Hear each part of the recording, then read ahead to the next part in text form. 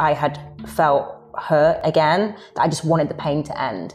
And it was in one of these moments where I talk about the sound of silence sometimes, where if you've ever heard that, where the silence actually has kind of like a noise, there was like a ringing, and I felt so alone. And I had planned that in the days to come, like it would be the end. Somebody called my phone who had not heard from me for a while, who I love, who I care for, but we'd not spoken for some time. It's not somebody that I speak to all the time. And she rang, and she rang again, and something just made me pick the phone up, a time when I wasn't really talking to anybody. And we had a conversation, and I told her how low I was feeling. And she said, just give me a day. There's somebody you need to talk to that I know, trust me.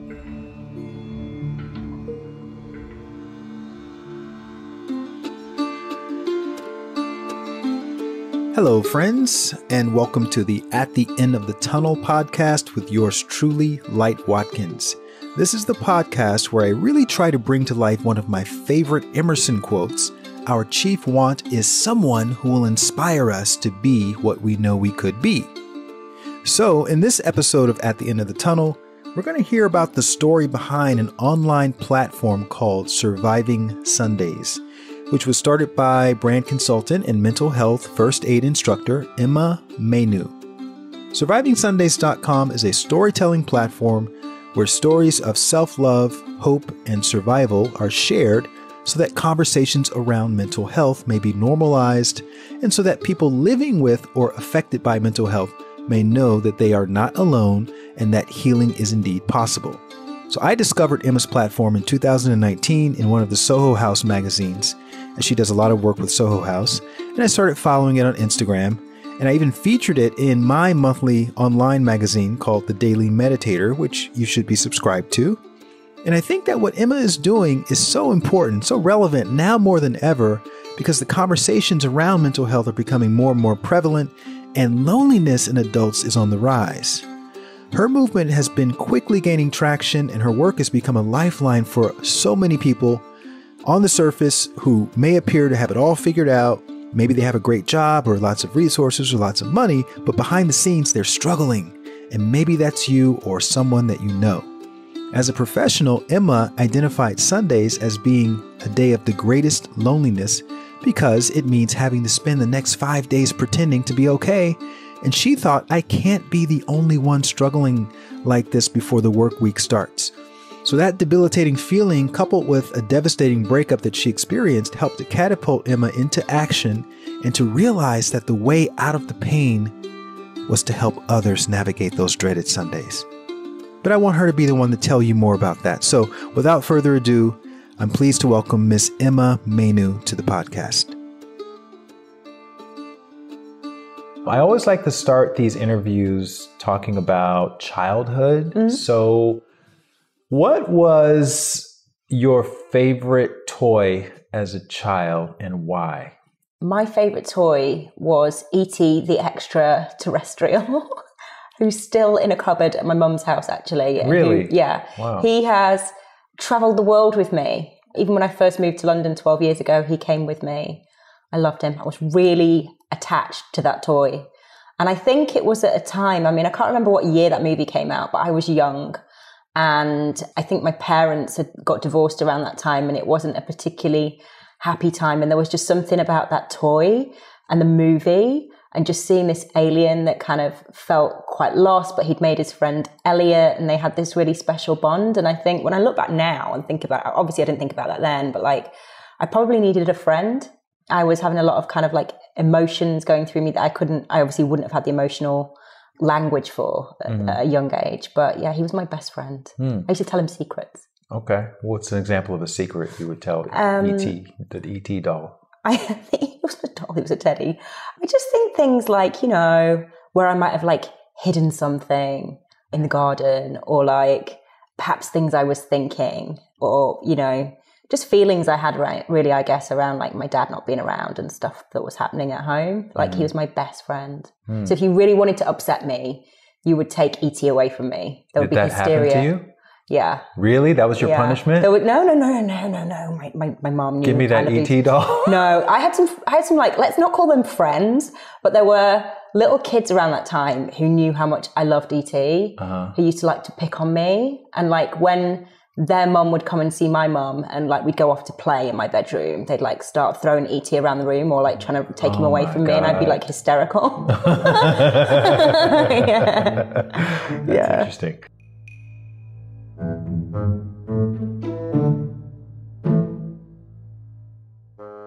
Okay, so let's fast forward to now you're living in London. You grew up in Manchester, right? Yeah. Now you're living in London. Yeah. You're working in marketing and design and branding, and you're very successful in your work. All right. Take us a little bit up until the point where you started the platform Surviving Sundays. What were you experiencing? What were you feeling? What was happening behind the scenes? So I've worked in brand communications for about 20 years in one way or another. So whether that's been PR or marketing or media, and I managed to get myself to quite a good level in the media world. And in 2012, I experienced a breakdown. So for a lot of my life, I'd been living with depression and anxiety, but I don't think I would have labeled them as such at those times. I think I just always felt a little bit other, or when I wasn't at work or out with my friends, I would feel a little bit dark and a little bit heavy, but I don't know. I just guess I thought that was life. And I would often have this stomach churning feeling or overthinking, but I just thought that was just me, or that's what everybody did. For someone who's never had a breakdown, what does that feel like? What's happening? So you cannot underestimate the impact of a breakdown, is exactly what it says. So for me, when that moment happened in 2012, right leading up to that time, nobody, I guess, would have known what was going on, because I was leading teams, winning pitches. I had clients with big budget, and, I was doing some really great work. I was partying. It looked like everything was great. And then... Were you in a relationship? I was in a relationship. So the relationship was actually the trigger. The end of the relationship was unforeseen. And the consequences of it were quite huge for me in terms of the way that my life was going to look in the very near future, and the way that then it kind of ended in that moment. So there was a lot of hope riding on the future imminently. Because in 2012, you were in your early 30s, which is usually the stage where, people want to start to get serious and maybe have a family and start nesting. Yeah, so I was 34. I was in love. I was in a relationship with somebody, and we were moving to America. So it wasn't just like being in a relationship. We were planning a life in another place. Mm-hmm. We'd spent the best part of a year planning that life together. I was so excited about this new future. Who wouldn't be going to live in LA with somebody that they loved? It was like you couldn't write it, and as far as I was aware, we were a really good couple. We got on. He was happy. I was happy. And so what transpired was that there was a conversation in which he told me that, his feelings weren't there, and he thought the wrong thing would be for me to come to America with him, with the way that he had been feeling. So his LA dream continued. You never saw that coming? Never saw it coming. And I think for me, that was the thing that took some time to get over, was that I remember the day that the conversation happened, the ball of stress I felt in my stomach. And he was doing a big deal at the time. It was one of the reasons we were going to America. And I'd said to him in the weeks before, you seem a bit stressed. Are you okay? And he was like, no, we're just moving our whole lives. There'd been some family illness, so he was concerned about that. But there were all these reassurances that you are the most important person in my life. Everything's going to be great. I can't wait till we get away. And I remember that day that the conversation happened saying, you told me only last week that you love me. And the response was, have you never told somebody that you love them and not meant it? Not really any apology, just an explanation that he felt it would be disingenuous to continue, and that he wasn't feeling it, whatever it was, the way he had. And so it was over in that conversation.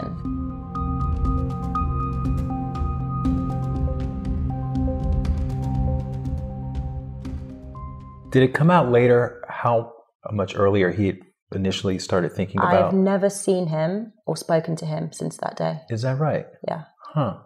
Okay. So then where were you when this breakdown occurred, and what was happening? So physically, it was Christmas time. So we were leaving probably like 6 weeks later, or I can't exactly remember, but there was not a long time between Christmas and when we were due to leave. You know, our visas were going through, like arrangements were being made. I'd sold so many things to be able to have some financial independence there. And we'd gone back to our parents' houses to spend Christmas with them as the last Christmas for a while. And we'd come back to London. He'd met me at the station. And we got in the apartment. I remember we'd left all of our Christmas presents there to have like our Christmas moment together. And I turned the Christmas tree lights on and said, "Shall we open our presents?" And he said, "Yeah, I just need to say something first." And then that was the conversation. Mm-hmm. So it was all a bit of a surprise in that moment, you know? And I think when somebody says to you, "I don't love you," there isn't really a way of arguing your way around that, as shocking as it was to me. And I spent a long time replaying that conversation and the conversations before that. And there were moments when, quite honestly, he was unkind and he was cruel. And I think that was distancing behavior. But there was always this explanation that it was about work. So I could kind of write it off against that, I guess.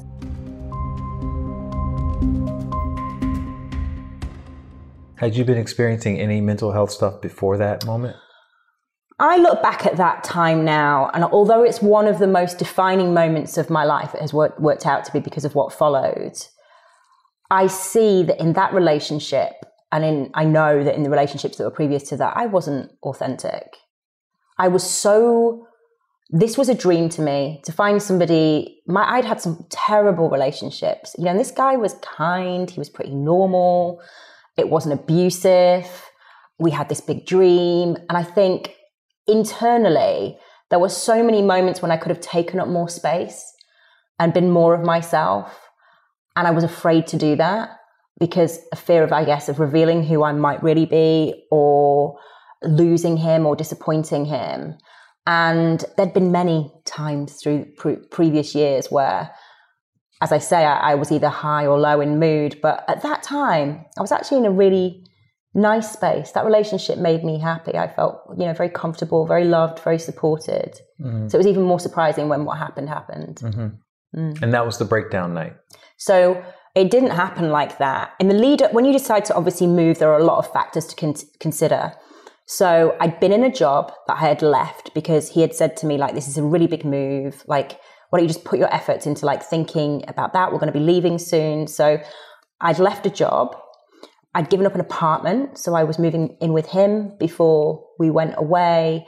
I'd had a birthday dinner a month before where we'd said, effectively goodbye to some of my friends. And I kind of told a lot of people I was going to LA.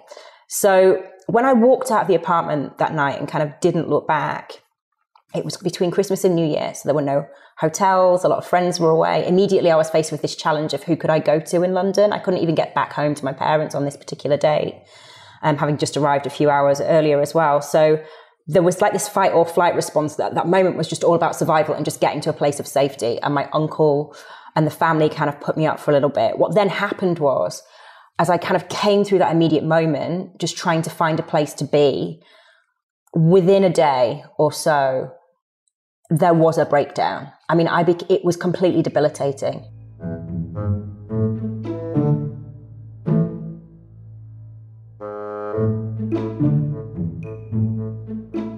It's also vague. It's funny how your mind kind of protects you from this stuff, but I left my auntie and my uncle. I went back to Manchester, and I just remember being in bed. Showering was off the cards, feeding myself. Getting from my bed to, just go to the toilet was really like you're just lying there for like so long, just thinking, I need the bathroom, I need the bathroom, I need the bathroom. Like just willing yourself to just get up and do that. Like meeting you. That's how I describe a breakdown. It's the inability to meet even your most basic needs. And I was experiencing that in a home where my mum and my stepfather were there. And there was a time in which I would come back to London and be on my own, which is when it got really quite dark, really even darker. But, in those initial times, I couldn't speak to anybody. The phone was ringing. Some people had started to find out what had happened. I couldn't speak to anybody. It was just the darkest thing when you look at a wall where you can see the light come up and down in the day and you know that that's happened and a day has gone by, but you're just looking at a ceiling.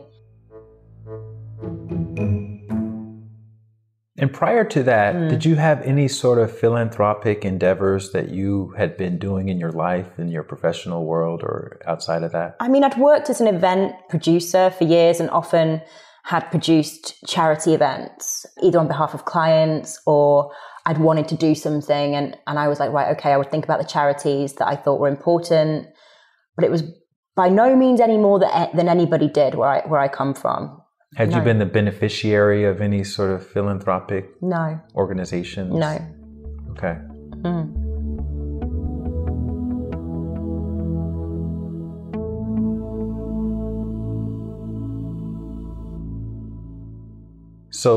So then what happens next? I want you to talk about surviving Sundays, but how long from that moment that you had the breakdown until you have this idea to launch this platform, and what happened just before you took the action? Yeah, well, between the breakdown and surviving Sundays being launched, there's a period of 6 years, of which all of it wasn't about recovery. The initial recovery period, I would say, was a year of just getting back on my feet, getting a job, facing the challenges that came with that. The most significant thing that happened within that early phase was that there was a time when I knew I had to get a job because I didn't have any money. And a friend of mine who lived in America had a house in London. What do you mean you didn't have any money? I was running out of money because I'd given up my job to move to America. Okay. And you had no savings or anything like that? So all that I had was my ex-partner had said to me, look, when we get to America, like he had been really generous and said, I want you to come with me. There's some provision for you to come with me and explore the things that you want to do. So don't worry about finding a job in LA before we get there. But there was something inside me that was saying, I don't want to be relying on that. It wasn't comfortable to me. So I had sold my car. I had sold some clothes. I had sold some small jewelry. Did you envision changing careers or evolving in your career in some way? Or were you going to get there and do the same kind of thing? I had started to practice a lot more yoga at that time. And I thought maybe about being a yoga teacher. I thought about maybe doing some kind of leisure wear line. It's all a bit cliched. But I think the main thing was just knowing that he knew that I'd worked hard for so many years. And he said, has anybody in your life ever said to you, here's like a ticket to think about the things that you want to do? This is kind of like why it was so much more because that's what he was doing, right? He was doing what he wanted to do. Yeah, so he was following his dream. Like he wanted you to have that same experience. He had kind of a golden opportunity and he was trying to share that with me. So he was saying, come and this is the experience. But there was something in me, I don't know what it was, that was just thinking, it's not so comfortable. I don't think I feel comfortable ever having to ask to go for money for a coffee or, because I would have had no money. I would have had to ask for everything and it just didn't sit well with me. So I'd saved some money and somebody who was aware of what had happened very generously helped me with some money so that I would have a rental deposit when I got back to London, which was very kind and one of those things that really I'll forever be grateful. And this person is an angel, was an angel then, and is very angelic in the way that he continues to live his life.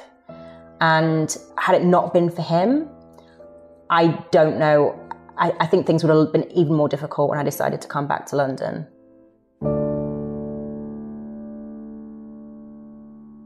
Can you say any more about your relationship with this person, or would you rather not? I would rather not, but this person is a really beautiful person. And I think that you have to look back at experiences sometimes and wonder what came out of what happened. And had it not been for my partner, I would never have kind of come into contact with some of the people that are still in my life. Right. And this was one of them. Because you probably weren't in many situations where you needed help like that from other people. I mean, you're very self-sufficient. Very self-sufficient. And then suddenly you're in a situation where you feel humiliated.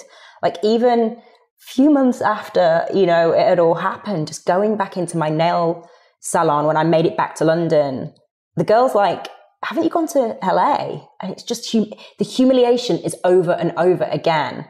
It's when you see people, I removed myself from all social media. So people I was like a distant friend to had heard from other people I was moving to America to live this dream. I'd met this guy And suddenly they're like seeing you somewhere and you just relive in this humiliation. It's kind of like being jilted at the altar and somebody going, how was the wedding? Like it didn't happen.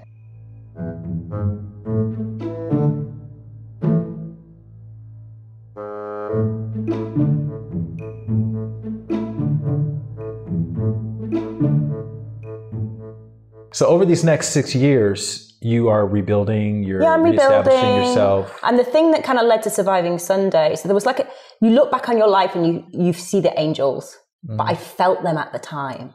So there was the first angel that came to me in this really difficult time when I was scratching, pounds together to just get back on my feet in London and to try and if you try and rent an apartment in London, you're looking at a couple of months' money to go down. It's not cheap. And trying to find somebody that you can cohabit with when you're feeling really bad, is really difficult. So there was my first angel that kind of came forward and enabled me to kind of have a month's rent, which was really helpful on my deposit. And then there was a very, very dark moment, the darkest moment of my life, when a friend had offered me an opportunity to come. I needed to get back to some job interviews in London, and I couldn't afford to stay in a hotel.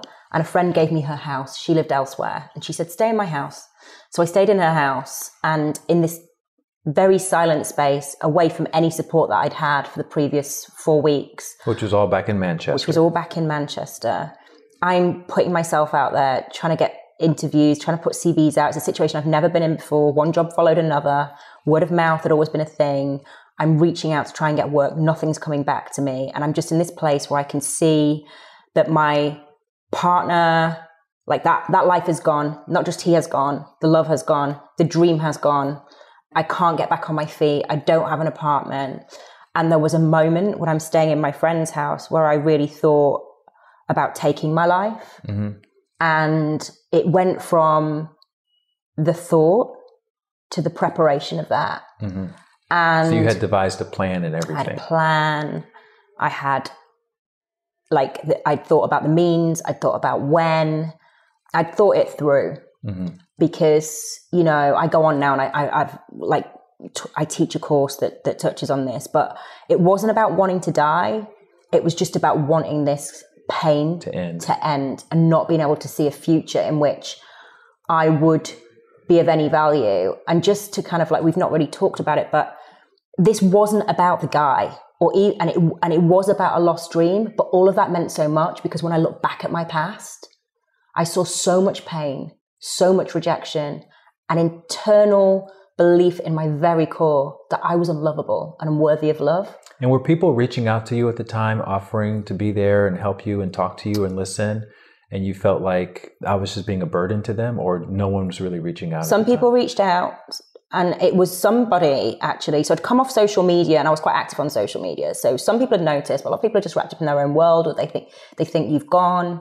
And you felt lonely. Yeah, I felt incredibly lonely, but I felt ashamed. I'd been so confident of this relationship and where it was going, and there was talk of all the things you talk about when you're with somebody, this great future, and I'd shared that with people close to me. I felt so humiliated, and it was just a time of great pain and loss, and looking back at the past and just thinking, well, this is what happens when I dare to dream, because so many painful experiences had come in previous years and relationships in which I had felt hurt again, that I just wanted the pain to end. And it was in one of these moments where I talk about the sound of silence sometimes, where if you've ever heard that, where the silence actually has kind of a noise, there was a ringing, and I felt so alone. And I had planned that in the days to come, it would be the end.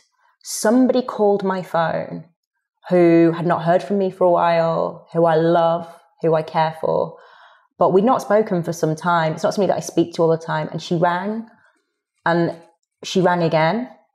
And something just made me pick the phone up, a time when I wasn't really talking to anybody. And we had a conversation, and I told her how low I was feeling. And she said, just give me a day. There's somebody you need to talk to that I know. Trust me. And she came back with a phone number of a therapist that I would go on to meet. And I'd had experiences with therapists in my late teens, and some really unfortunate experiences in the therapy room with people that just either weren't for me, or who I believe weren't practicing in the right way. And I went and met this lady that went on to be the figure that has been the most central in my healing. And through my conversations with her, I learned, I found a path of recovery.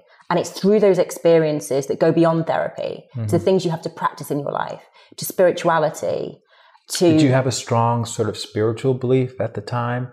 Or did you kind of feel like things were happening randomly and by accident? Everything I had no belief. And I grew up in a Catholic household. I went to a convent school.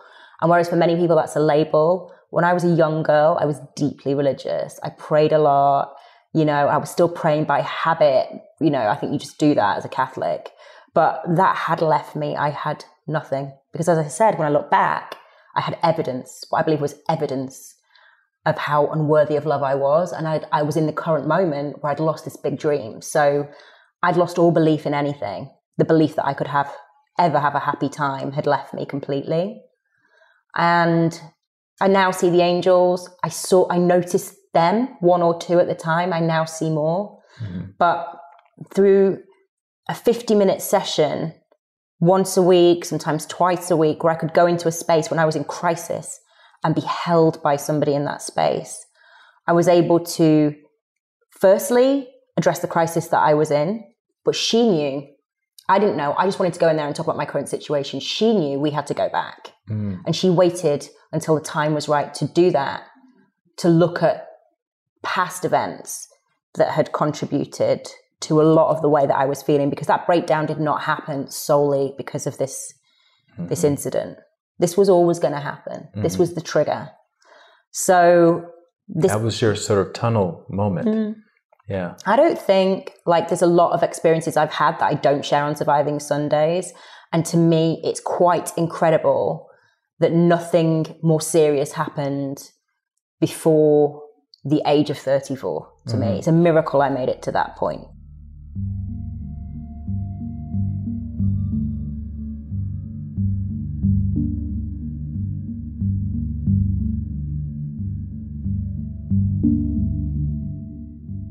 So now you're on the path to coming back to your most authentic self. Yes. Maybe even for the first time in your life. For the first time. And when do you get the first nugget, the first breadcrumb that you now can recognize as, this is the thing that led me to creating Surviving Sundays? I started to write. My therapist gave me really good advice on tools that might help me. I was desperate when the sessions used to end. How am I going to cope? Then till next Saturday, and she would talk about journaling. My mom had encouraged me to write a journal from being about the age of 8 or 9. So I just was writing notes about things. They weren't for any purpose, but they helped me to free my mind of things that were in there. And a collection of stories, I guess, started in that time. It was kind of intermittent. So you would write in the mornings, first thing in the mornings, you write in this journal? I was writing a lot, anytime. When I've kept journals before, it's always a situation where I'm trying to decide how detailed am I going to be? Am I just going to do stream of consciousness? Am I going to tell stories? Am I going to write as if I'm going to go back and read it one day? Am I going to write as if someone else is going to read it and I'm going to edit based on who I think may be reading this? How are you actually writing in your journal? So my younger diaries are really quite amusing. It's like, Dear Diary. I think I found one the other day. What is circumcision? ? Really innocent. This is back in the ET days? No, beyond the ET days. Or I went to the fair today. It was really fun. I went on a ride. Whereas this was reams and reams of not kind of measuring the day I'd had. It was pure feelings on a page. I feel hopeless. What is he doing?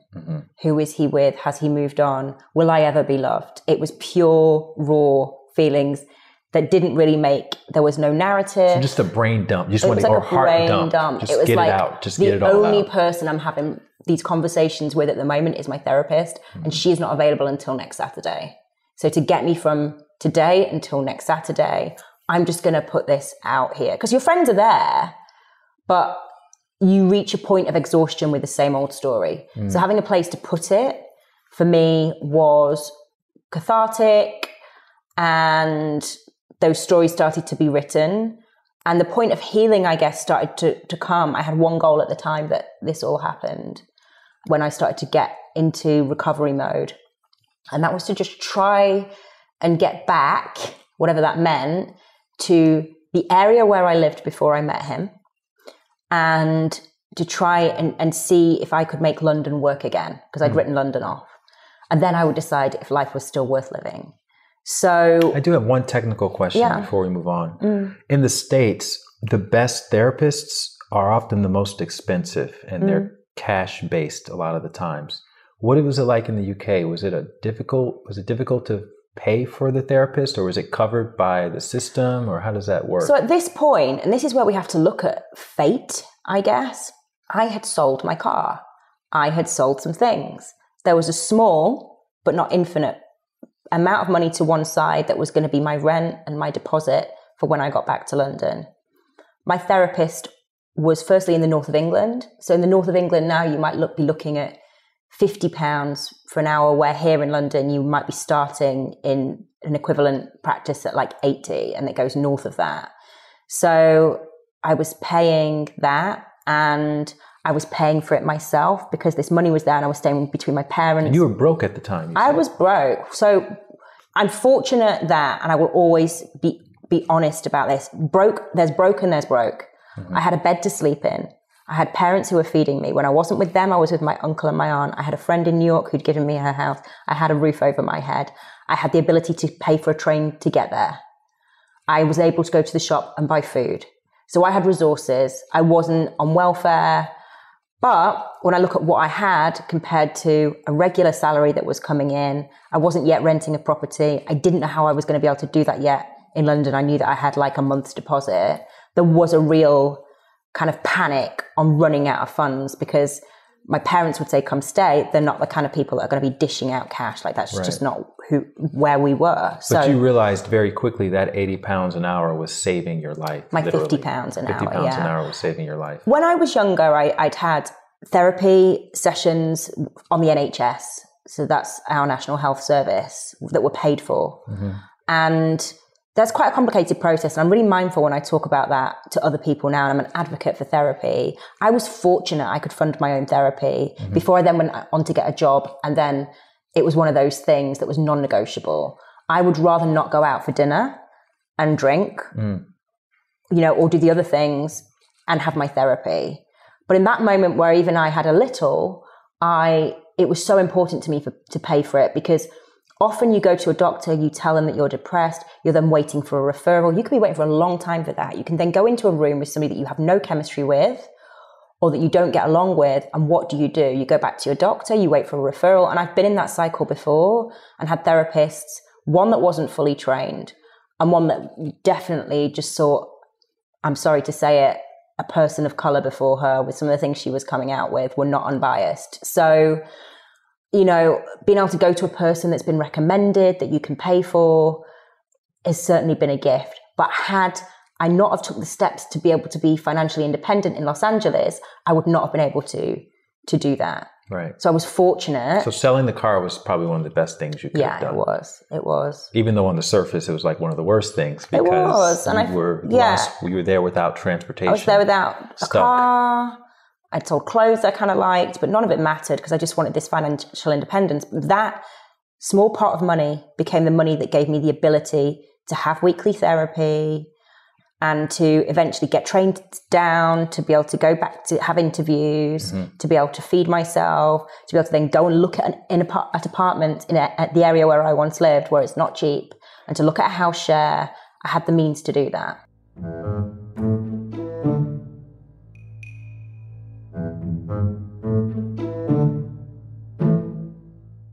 And what was the next breadcrumb? So the next breadcrumb was I wanted to live. I was just so, honestly, this is the strength within. I would not live anywhere other than the streets where I had lived before I met him. I had this real thing. I had a map.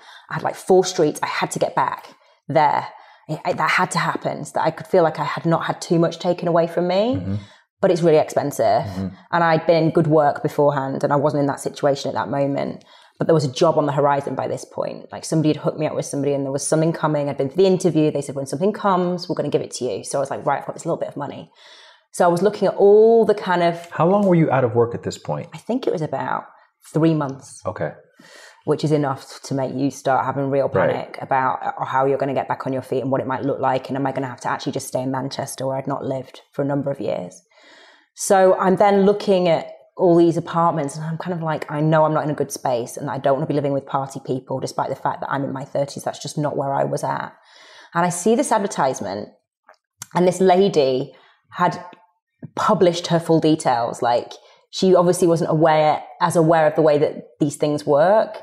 So she wasn't a native English speaker and she was much older. And there was just something about the way that she'd written it that was kind of like an older lady would write it. And I went to meet this lady.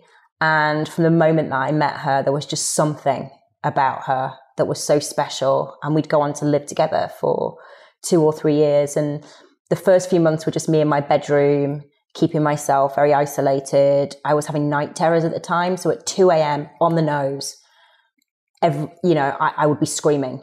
And I don't think she quite understood what that was about. Literally screaming. Screaming out loud. In the bedroom. Yeah, screaming. Unconsciously? Unconsciously. Often, sometimes I'd wake up, heart pounding, palpitations, like unbelievable. Other times I would sleep through it and she'd tell me that it had happened. And it's quite embarrassing because you're waking somebody up every time it happens. Sometimes she's like coming in because she's worried, or then she gets to understand that it's just something that's happening. But that went on for so long. But she kind of let me be. I didn't ask too much. And then there was just kind of like one night where she came in and I was on the sofa and I'd had a few drinks and I was inconsolable. She'd kind of like caught me in the act because when she wasn't in the house, I would sit in the lounge. And when she was in the house, I'd sit in my room. And she kind of caught me in just floods of tears, inconsolable, just really struggling. Was that one of your coping mechanisms at the time? Alcohol. Drinking alone? For sure. Yeah. And she came in and she kind of asked me what was happening. And in that moment, I told her about what had happened with me.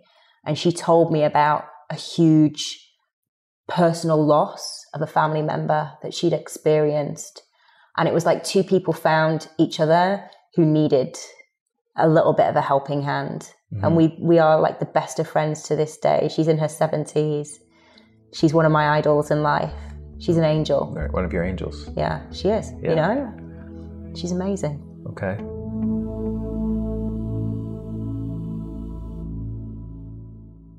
And then, next breadcrumb? So at that time, I'm then living with this wonderful lady, and sometimes I'm coming in and I've got a bouquet of flowers in my room or a book she thinks I might like or a handwritten postcard, and things are starting to feel more positive. I then get the best job of my life. So, the phone call comes, you've got the job, and I went to work on a project for our government. So I'm not going to get into politics, which is quite a hot topic here at the moment, but it's like going to the White House, I guess, like going and doing a project at 10 Downing Street, which was a creative project. It wasn't a governmental project. It was a creative project about flag waving for Britain, showing how creative we are. It was a really great achievement, so I get to go and work for them on behalf of a creative media agency.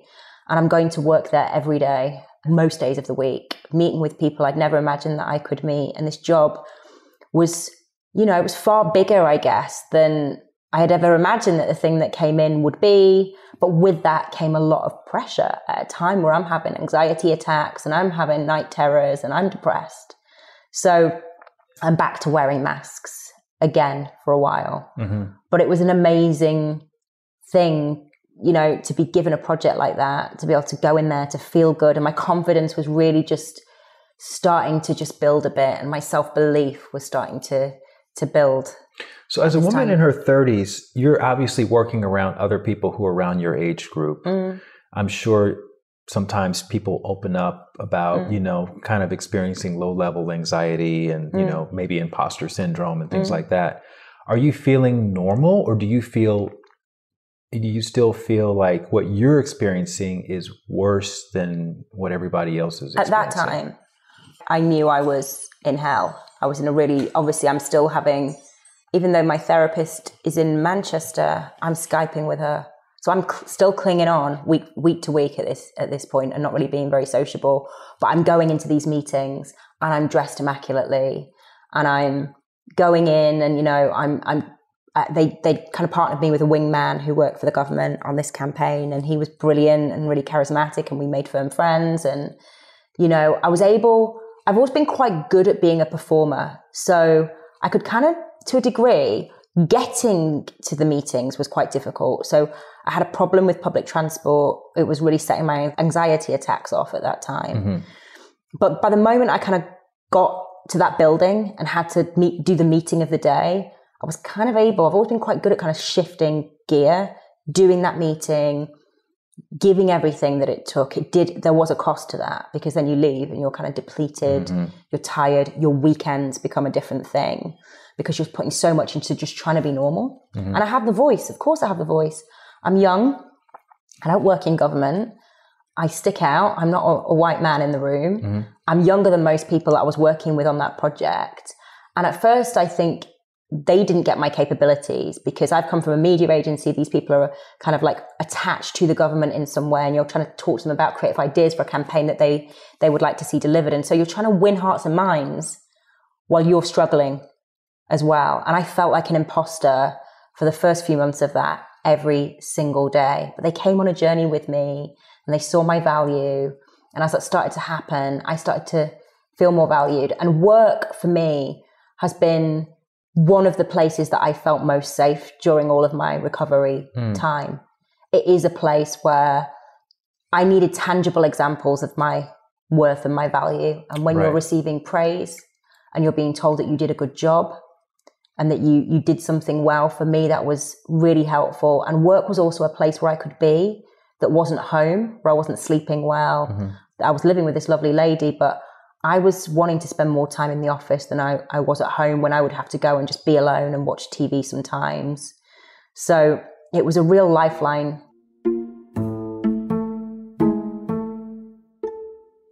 You're no longer contemplating suicide. You're not experiencing that depth of depression. No, I was. You know, it was something, I'd moved from kind of the preparation of it, but it was every time that I was alone, I was thinking about it. Is that hyperbole, every time, or you literally mean every time you were spending? I'd go from Monday to Friday in the office. I'd leave the office most times and go for drinks with friends that just went too far. You've always got that moment when people have got to get home to their families, their kids. That was a real low moment for me. I'd often go home quite drunk, feeling lonely, feeling dark, feeling desperate. And then the weekend would kick in.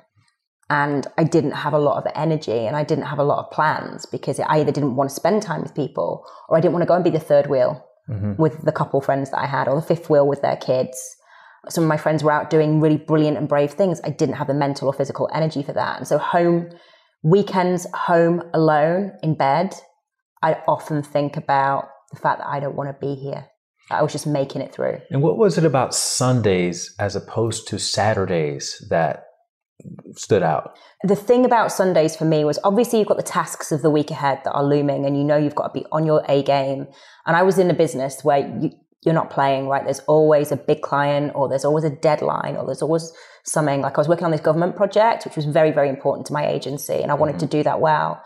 But the worst thing I dreaded was Monday morning. So I was checking in at the government, but I had an office in the media agency where I had to go.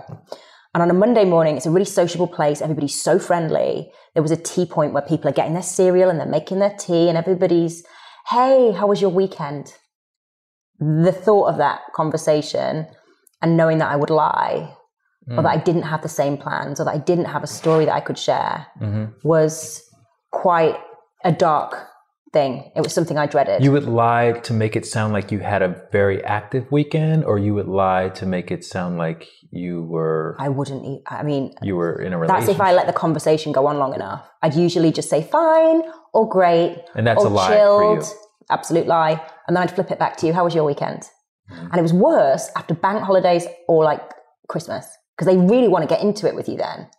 You know, it's like, so where did you go? What did you do? What's a bank holiday for people who Public don't live holiday. In the UK?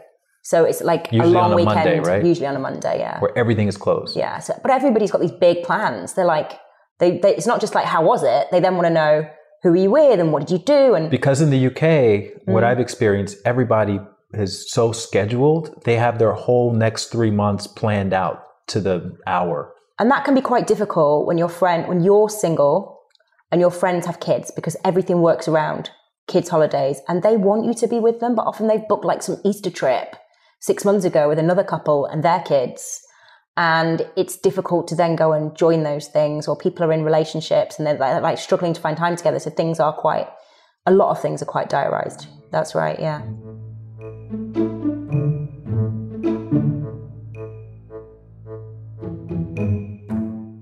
So you have the best job of your life. You're living with one of your angels. You're living in the area that is your most desired area in town. You're back on your feet financially, it sounds like. Yeah, I'm getting there.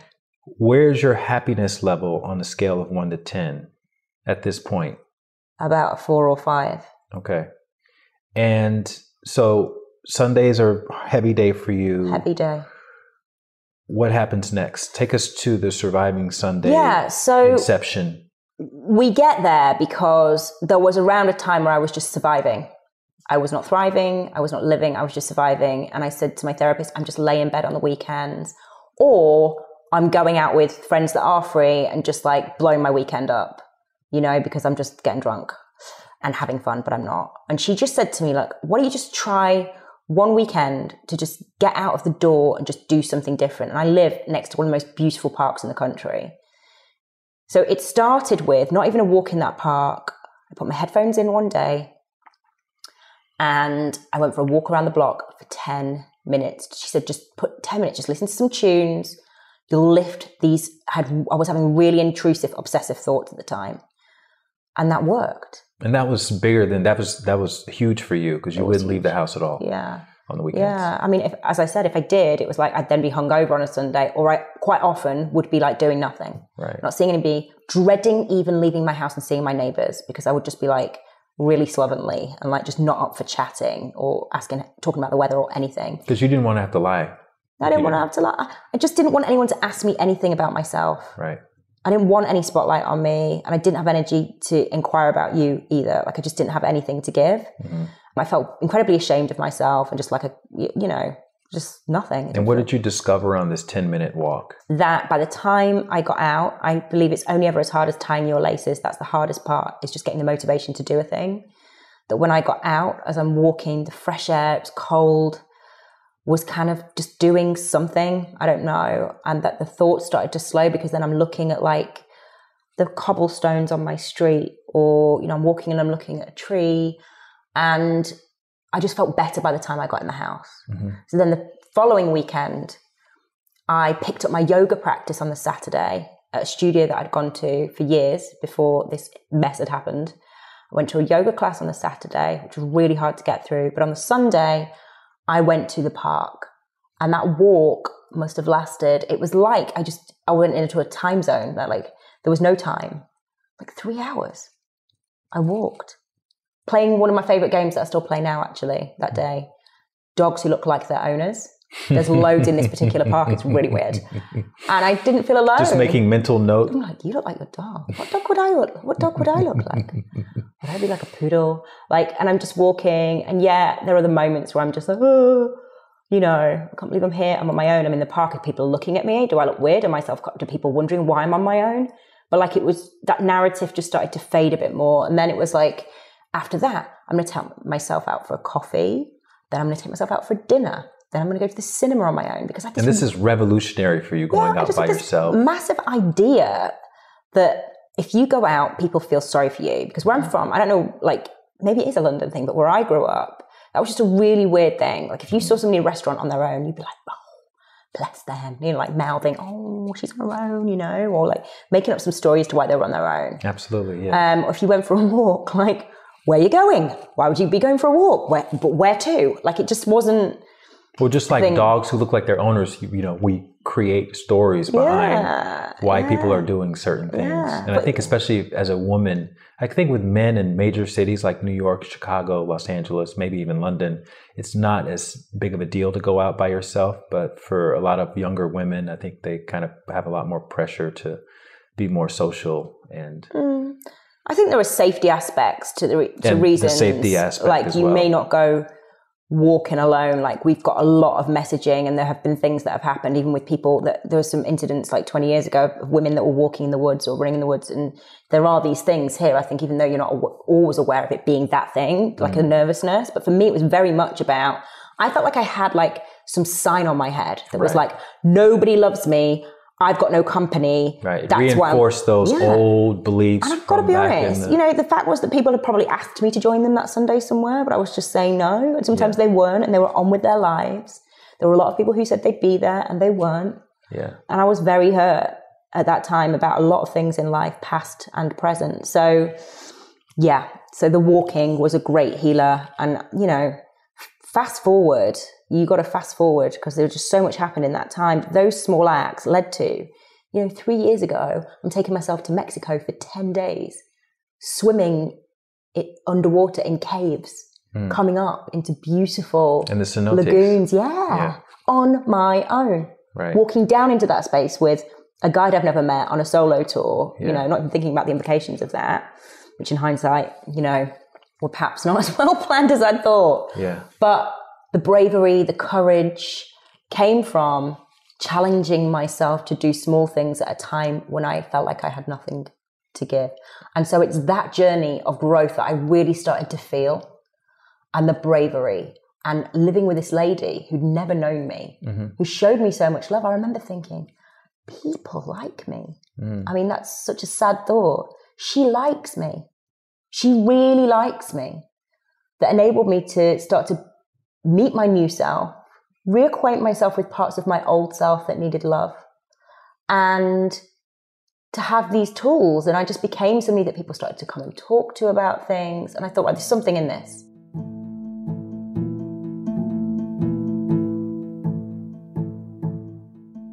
And so eventually, people would open up to you about their own struggles. They would. Because I became quite vocal, by this point, I've had, Were you posting on Instagram and Facebook and that kind of thing? No, I mean, I was off all of that for about 18 months, but people in my close circle knew that I was having therapy, and I'd talk about it quite a bit, and they'd see the journey that I was on, and my therapist says, like, that was just like everything. And I wasn't ashamed of it.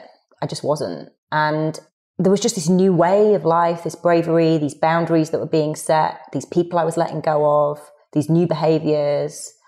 And I don't know, I just, a couple of years ago, I'd had by this point the therapy, the experiences, the strength, the proof points, and I was feeling good about myself. And I wanted to share it with people. I'd met a lot of people along the way that were lost, who felt alone, who felt ashamed.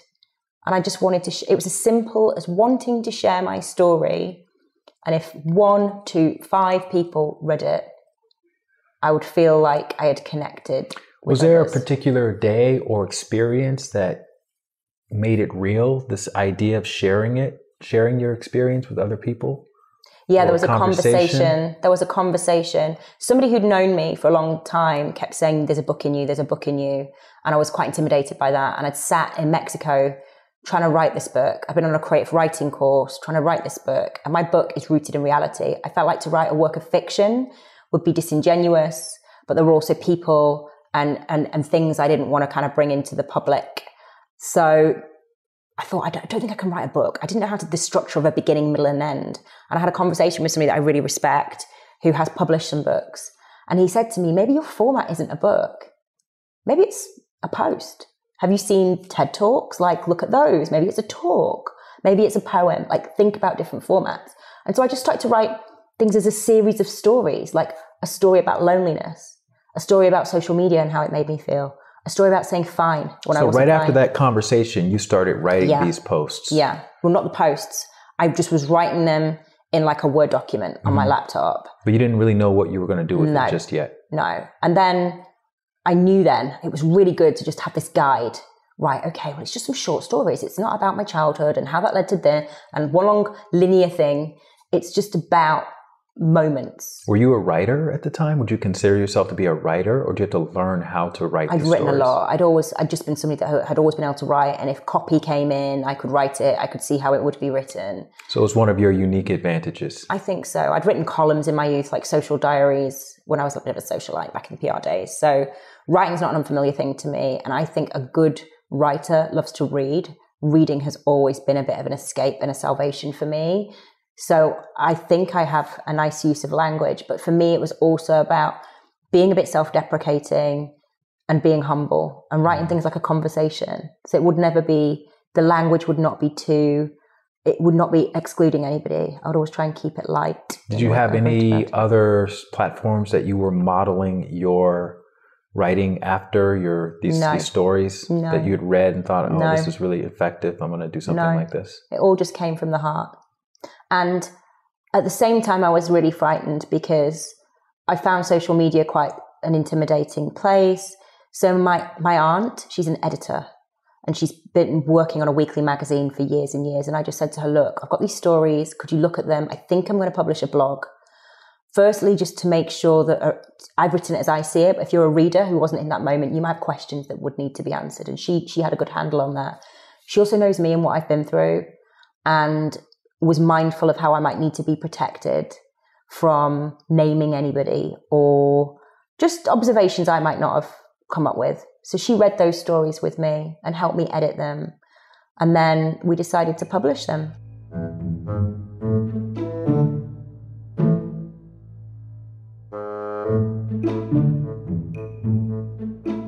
So did you have any experience with blogs or with websites or how to find a URL, buy it and connect it to the thing? No. I mean, as with my most recent experience of a podcast, I kind of was like, I'm going to do it now. And then I was like, after that, just either asking people questions, but usually like the internet, I'm like Googling how to do a thing. And I found a designer that I had worked with and she had some knowledge of Squarespace. So she helped me like populate it. And I thought, before I go out there on my own, yes, there was a little bit of me fronting this and leading it and being the voice that would be like, this is my story. I thought it was really important to show the stories of others because I didn't want it being all about me. I knew so many other people had experiences that had impacted them. Because at this point, people are reaching out to you. Yeah, well, I'd had a lot of conversations at this point. I knew people who had either lost people to suicide or people who had lost a parent and had experienced life change because of the grief that they felt, or people that had had addiction problems. And so I kind of went to them and just said, look, you can be anonymous if you want, but I'm doing this thing and I'm going to share my story. And I shared what I was doing so that they knew that I was being vulnerable. And so when it went live with my stories and a collection of others. So what was that like? You had the blog, everything your aunt had helped you. You were about to post it. Yeah. What was that moment just before? Were you nervous? Were you liberated? Yeah, were you feeling excited? I didn't sleep well in the week before. And there were people who knew I was going to do it, who voiced their concerns quite vocally. They were very vocal. To not do it. To don't do it. Because they don't want people. People think you're mad. People think it'll affect your job. You can't work. You can't, we be careful. You won't work. Interesting. You don't want to go out there and do that. You want to meet somebody again. Somebody who, somebody else was kind of saying to me, think about your family, think about exposing yourself. These are people that I love. So it was coming from a place of love, but I was finding myself feeling very resistant to it because I had decided, and I'd had conversations with my therapist about this. And we talked about what the possible outcomes could be. And I'd done everything to protect myself and others. So it was kind of annoying, if I'm honest. It was annoying. Who were your supporters outside of the therapist and your aunt? Oh, there were many. So before I published it, I shared my first stories with a small group of readers. Some friends of mine that were really in my space, and some friends of mine that I felt might have been more cynical because I wanted all angles, and they just cheerleaded me. Friends, there's somebody that I used to work with who I told what I was doing. She cheerleaded me. I was like, can I just call it Surviving Sundays? She was like, do it. She gave me really great advice. Did you think about doing it anonymously at all? Yeah. And what changed? At one point. I just think, how am I going to read the story of somebody and take anything from that? That's just the way my mind works. I don't know who they are. So, yeah. What time of day did you publish it? So I think it went live on a Sunday morning, because I'd always had a love for the Sunday papers, even when I was depressed, just like the routine of just getting myself to that shop and like getting the Sunday papers and laying them all out with a cup of tea was like my thing. So I wanted it to be, people had said, why don't you do video? Like for me, that slow moment of reading was important. So I wanted it to always feel like that on a Sunday. So I published it, and I published it first with a link to my Facebook. So that's where all the people you know and have known over time, there were hundreds of comments, people just saying, we never knew this had happened to you. You've got balls, you're brave, like so all you these linked things. it, you shared it to your Facebook page, your public Facebook page. So people had to click on that link to get to the blog to read it. Yeah. And then they left a comment, not on Facebook, but on the blog. No, they left a comment itself. on my Facebook. So at that time, I wasn't having comments on my posts. I didn't want, I don't know, I was frightened, but I had Facebook, people could comment on my Facebook. Because with Facebook, there's a conversation that can ensue. Whereas on the blog, it's like people leave isolated comments. Yeah, they can. And they can come from any world. And they can come from anywhere. And Instagram, I'd started to build like a few weeks before, like this separate account, which I think had like 10 followers. But like Facebook was where my heartland of friends and people I've known and cynics and everybody else who's ever going to have an opinion about you or has had one and likes you or doesn't like you, but is still there as your friend, was there. And that first post, after you posted it and you started getting comments, did you ever go back and edit it, or did you read it a lot of times that first day? I've never edited my piece. Really? I've read and reread and reread and reread. Unless I've seen a typo, I let them stay there. Really? Yeah. You let the typos stay there? No. I take them away. I take the typos out. What I mean is I've let my pieces remain as they were. You don't change the content in that moment. Right.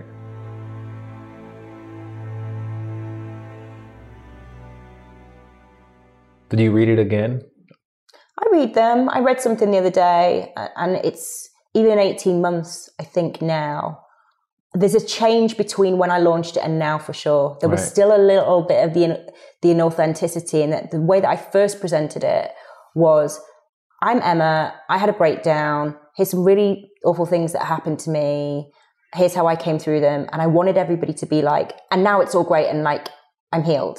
Whereas in this last 18 months, I've started to talk about other things. So like giving up alcohol. Right. And I've realized there's no shame in still saying that, although I'm not experiencing depression, I experience heartbreak, I experience sadness. I'm still in therapy. Okay, but we'll get to that in a second. Let me just ask you one more question. When you go back and read that first post, or if you were to read your earlier posts now, does it seem as though you're the one that wrote that? Because I noticed with my own writing, a lot of times I'll go back and read stuff that I wrote a year, 2 years, 3 years ago, and it almost seems like somebody else wrote it, or I channeled it, or something like that. Like it feels like me. It certainly feels like me. I think there's a lot more humor. There's ones where I'm really forcing humor in there, and that's typical of me with the jazz hands and everything's great. You know, there's a lot of jokes in there. I do try and put humor in now, but I think with those first ones, I was mindful of people not wanting to enter it and follow a piece if it wasn't like really humorous.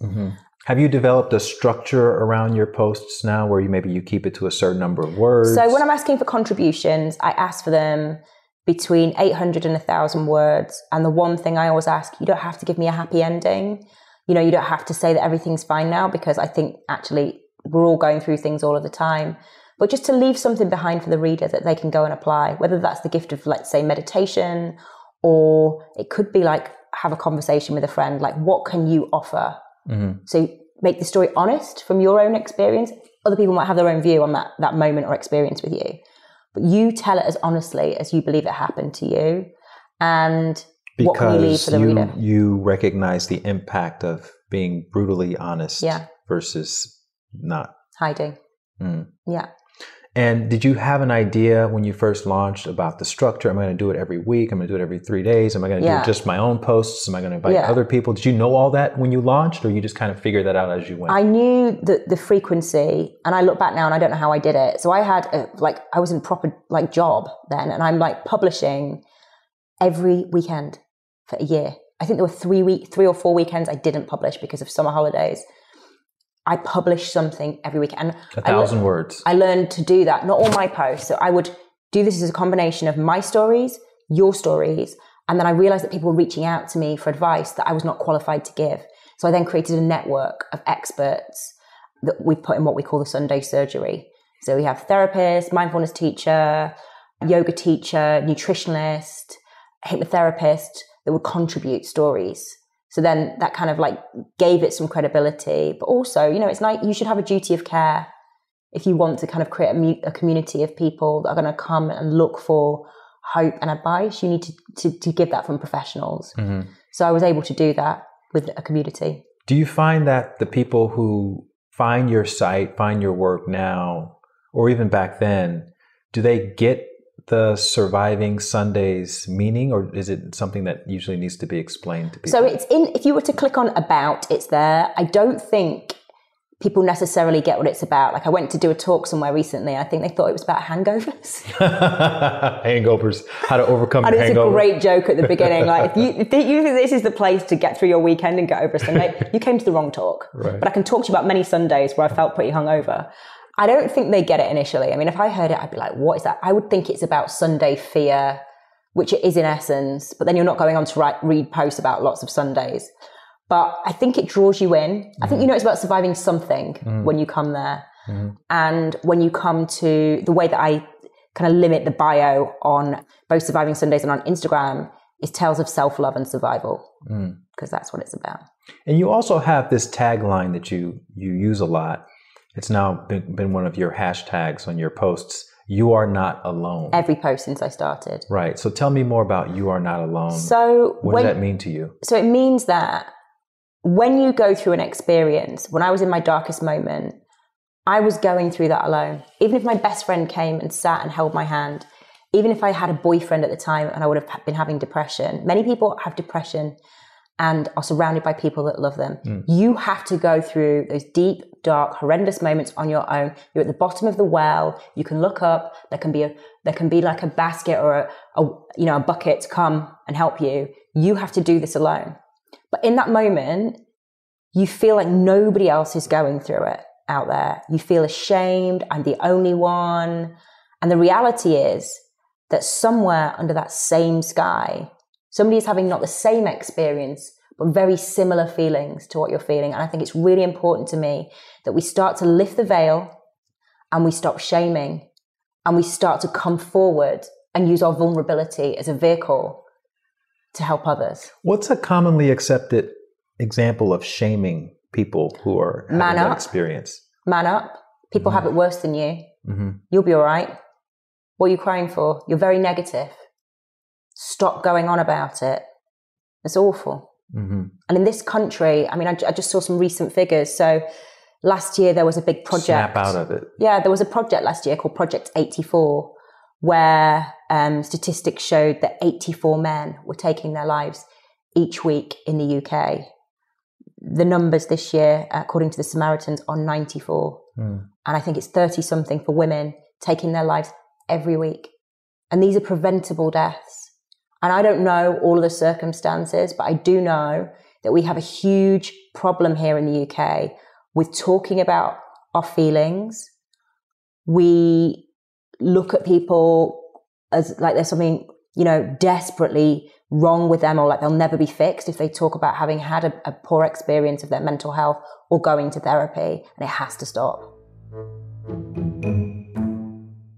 If you could outline, or maybe you've done a post about this before, but if you could outline a Surviving Sundays kit for someone, what would it include? And I'm thinking in terms of maybe therapy, a 10-minute walk a day, going to a park, playing with a dog. What would that look like? Something that most people would have access to. Walking, absolutely. Those walks are so important. And I'm lucky, as I said, I live on the edge of a park, but the very first walk for me was round my block when I couldn't get to the park. And I just think when you're sat with those thoughts and they won't leave you alone, just to change your scene and feel the breeze on your face or some raindrops, just to change the mood. So a walk. The most important thing for me has been the ability to identify, to set, and to stand by my boundaries. People were overstepping my boundaries because I didn't really know that they were there. So how could they know that they were there? And it's led to a lot of pain. Difficult when you enforce them. but that's when the real work begins and the rewarding work. I don't suggest this for everybody, but for me, the thing that's helped me kind of live my biggest truth and go on to achieve great things this past year has been the choice to not drink. Reading, a really important thing for me. Journaling. So there's an exercise called Morning Pages, which is from a book called The Artist's Way by Julia Cameron. And this is the idea that we put 2 sides of A4 paper beside our bed at night.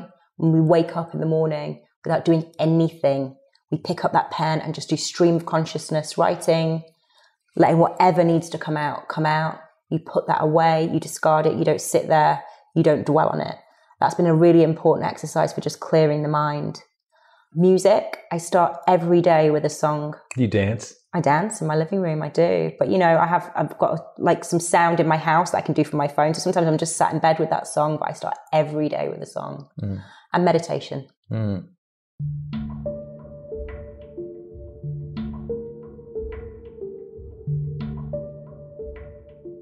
Tell me a little bit about your meditation practice. So that really started, I would say, about 6 years ago. So when I got back on the mat, I started around that time on the advice of my therapist. My anxiety was through the roof to start practicing and being more mindful of my breath. So I went to some classes that were attached to my yoga studio in Notting Hill and went on a course and went on to download an app that I use still today, Insight Timer. I think it's brilliant. And I've had times in my life where I practice daily, twice daily, particularly if I've been on a retreat. So I every year would go on a yoga and meditation retreat. And then there are times where it's not happening at all. And you're doing mostly yoga nidra, I've heard you say before. I love it every day. Right, which is lying down, listening to a guide. A guide, yeah. There's some music. Does it help you sleep better at night? Knocks me out. Yeah. I mean, like nothing else. I've taken sleeping tablets. When I was having anxiety attacks, not long after my stepfather died, my panic disorder kind of came back and I was really struggling every day. And using this app called Yoga Nidra Lite for 10 minutes would really, really help me. Who's your favorite guide, your Yoga Nidra guide? There's a lady called Jennifer Piercy who has a lovely soft voice, who gives really nice cues. I struggle to follow some of them, and it starts to get like, and you're in the woods and there's a bubble and there's too much going on and I can't keep up. And then I'm like, but how big is the bubble and what color is the bubble? I'm like, that's how my mind is. But she just works for me. Okay, beautiful. So where are Surviving Sundays today? What is it? Still just the blog? Is it more? Do you give talks? Do you have a podcast now? Yeah, I do. You came on as my first guest. It was great. So Surviving Sundays, people always, a lot of people, not always, but some people, when they meet me, they're like, what's the plan for it? How are you monetizing it? What is the, and honestly, just the purest thing for me is to be able to have it there. I don't publish every week. I now publish every month. It has led to opportunities to come in and have conversations in companies, which is great. It's led to conversations with individuals. I've met people like you, and the network of professionals that I might recommend to followers extends because of those really honest, authentic connections that are coming without any transaction attached, any financial transaction attached. And I like the purity of that. But, I have to live. And one of the things that I'm kind of starting to do now is think about things like workshops, retreats, events, looking at how we can bring more of these conversations into the world, but in a way that can really help people beyond just, I guess, telling a story. Like, what's the next bit? How can I collaborate with people to give something more than just opening the door, I guess? So I've trained as a mental health first aid instructor, and I teach a 2-day course where we help people to spot the signs of poor mental health in the workplace and to help in crisis. It's incredibly rewarding. And as I do more and more in this space, I find that my brand work that used to be about fashion and lifestyle brands might now be somebody saying, look, we're bringing forward, some kind of non-alcoholic liquor. Could you look at that for me? And I'm just moving in a direction that is more purposeful, that is ultimately more rewarding. Right. And you're still mostly a one-woman show. Completely. So I do the blog. I have a regular event series here with Soho House that I do, which is on any topic that impacts your mental health. So that's on a Sunday. They're called Self-Love Sundays. Mm-hmm. I've now just started the podcast. All of these things are outside of my day-to-day job. And you're being recognized throughout the country and maybe even throughout the world as a mental health thought leader. I guess. I don't know. I think I'm always really mindful of I'm not a professional. All I can share is my lived experience. And I like to be really honest about that. So there's not a lot of questions that I will shy away from. And if that's connecting with people, then I'm really happy about that. Are you officially a nonprofit at this point? Or? I mean, I'm not making any money. But have you filed papers to be recognized, to maybe get grants, or if someone wanted to donate a bunch of money to Surviving Sundays to help it, reach a certain population? Yeah, I mean, that's not happening. I mean, things that do happen are, there are brands that might come forward and say, could we buy an hour of your time to do a talk? Mm-hmm. Sometimes that pays well. Sometimes it doesn't. If it's offered and they can afford it, I will take it, because then that means I can go and do that thing at a school or somewhere that can't afford to pay you. Right. So it's not really profitable, really, but it's led to then branded projects that are. But in terms of charity and philanthropic aspects, I guess the only thing I'm really sharing right now is my story. But no, there's no plan to kind of do that or make myself a nonprofit. What's the best on-ramp to your work with Surviving Sundays? Is it through your Instagram account? Is it through the website? Is it through... It's definitely Instagram. Any videos that are on definitely YouTube? Instagram. Instagram. There's so many more things I'd like to do, but as you say, I'm a one-woman band. Like the other week did an event here at Soho House for men, and then I was like, oh, this is so needed. I want to do a stream of events for men, but there's only so many ideas I can do on my own. And then you're looking at partnering with somebody else, and can they deliver on it in the same way, and in the way, the tone of voice, and have the same values as you have. So it's quite difficult. Instagram tends to be the way that people find me and my events at Soho House. Mm-hmm. People then come in London, and in London, Soho House, yeah. But then secondarily, they find the Instagram, and then they see the website. It's funny because I talk to a lot of people, they don't always realize that the stories on the website are there. Right. They're following my kind of daily narrative. Right. Yeah.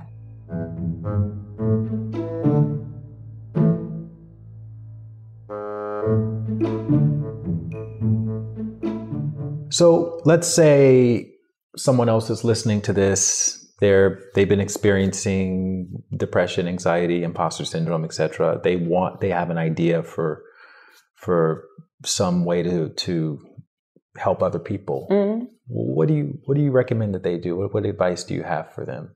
I think, firstly, research. So at this moment, there are a lot of people out there having a conversation, and I think looking at the ways in which you can do it that feel most authentic to you is really important, but also being aware of what else is going on, because you might find collaborators that you can work with, because it was really hard to get this thing going on my own. So if you look out there might be voices. So now I've recently started thinking about, is there a man out there that I could collaborate with who might be able to speak more to the male audience? So kind of researching and looking for collaborators is important. Being authentic is really important. I think going after followers is something that people often do, maybe because they like the aspect of having more of a profile, or because they want the message to reach further. But I think if you're just speaking with your truth, people come to you. And I don't have loads of followers, but I feel like they're really engaged. Mm-hmm. So I think that that's important. And also just knowing why you're doing it, like really interrogating why you're doing it. For me, it helped me put a story out there that was really healing for me. As frightening as it was really healing. It helped me to connect with others, but ultimately I've achieved my goal of helping others to feel less alone. I have many messages from people who tell me how alone they felt with something, and that I speak their language. So knowing why you're doing it, being authentic to that, and looking at who else is out there that you might be able to lean into. Mm. There are people, you don't have to compare yourself, but there are people that might have skills that you don't have. You might not be the greatest writer. You might be a great photographer. You might be able to document the stories as a film, and there might be people that you can or producer. Learn you can from. Bring all these people together. Yeah, so I think researching other people in the space is... What about people who just never feel ready? They have all of the skills. They may even have the resources, but they just don't feel like they're good enough, or they're smart enough, or that people aren't going to be interested. What do you tell those people? I think take a leap. Because you can sit on something forever, and we all have regrets. We don't know what's around the corner. And start small. Like, you can there's a lot of like learning in the error of things. Sometimes you could put something out there, and we just did our first podcast recording the other day. Like I just didn't even know how to like do one 2 weeks before. I listened to them. I didn't know how to produce one. We've done it. It's great. There's things I'll know for the next time. So I think, start small, and you might get your confidence in the response that you get from just doing a small thing with a trusted audience. My first pieces were read by 4 or 5 people that I really loved before I published them to the wider world. So, you can take small steps. The leap doesn't have to be, this big, huge thing that we talk about, the lightning and all of that. It could be just a small step. Right. Beautiful. I love it. Well, Emma, thank you so much for opening up and being vulnerable and sharing your story. I think it's going to help a lot of people to hear all the things that you've gone through and to lead to what you've created in Surviving Sundays. Obviously, we'll list all of the different references that we pointed to in the show notes so that people can find them and find different ways. What's the best way to reach you personally? Do you have a personal presence? Yeah. I mean, people can say hello at survivingsundays.com always, but you can find me at Surviving Sundays, the Instagram account. Okay. Yeah. I'm really responsive. So if somebody messages me, I will always respond. Well, thank you for being an inspiration and inspiring us to be who we know we can be. Thank you for having me. Absolutely. All right, guys, I hope you enjoyed that interview and got inspired to live your most purposeful life, as well as to offer your support to other people who are trying to do the same. Please make sure to subscribe to At the End of the Tunnel so you don't miss any of our future episodes, where we're going to try to bring you more stories about regular people just like you and me who got inspired to start their movement. And if you haven't yet rated and reviewed At the End of the Tunnel, you can do so now. And of course, you can find links to everything that Emma and I talked about down in the show notes below. And in the meantime, keep being the change you want to see in the world. The world desperately needs people like you and I just doing the most we can with what we have. And I look forward to seeing you all next week.